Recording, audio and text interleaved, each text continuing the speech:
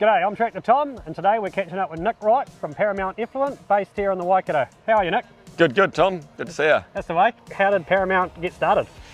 So I worked in the Netherlands for 4 summers over there driving P-Viners. Oh, nice. And worked alongside contractors that brought in tractors to pull trailers, and they were effluent contractors. I saw the regulation pushing on the Netherlands there and how their business has grown over the 15 years prior to me starting. Right. So when I returned back to New Zealand myself, I sort of thought, well, that could be a space I could get into. Yeah, so for sure. yeah, went and bought some gear and started the journey of Paramount Effluent. Yeah, the first couple of years were a little bit slow, Yes. bringing something new to farmers. Yes.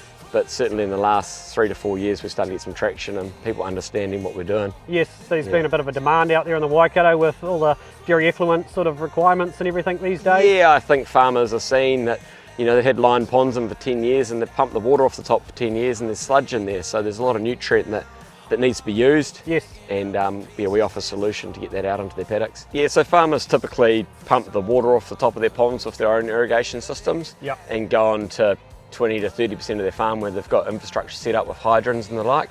Yes. Whereas we come in and stir it all up and set up our own pump, which is high flow, gets a lot more through, and lay our own hoses down the race to the paddocks, and then the dribble bar tractor in the paddock spreads that effluent evenly and at a higher rate, which enables that nutrient to go somewhere else on the farm. So we've got 1.7k of lay flat hose, Right. so we can get to other parts of the farm that they're not going to get to with the irrigator, which works well because when we stir up the effluent, then we're putting a higher concentrate of nutrient on than they would with their irrigator, but on different parts of the farm that haven't had that organic nutrient previously. So the Fendt tractor, the 822 we run the dribble bar on, that's certainly been a big help being able to dial that speed into to whatever speed we want to go, which matches the flow that is coming through the dribble bar. We've got a chart there that says if you go 0.8 k's an hour with 200 cube coming through, you need to go X speed, or So the low speeds that the Vario transmission can offer. yeah, or the precision speed is the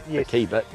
This is a Storth Mega Mix, Yep. but we refer to it as a jet stirrer. So what it's doing is on the end there, it's got an auger that pulls the effluent in and then blasts it back out through that nozzle.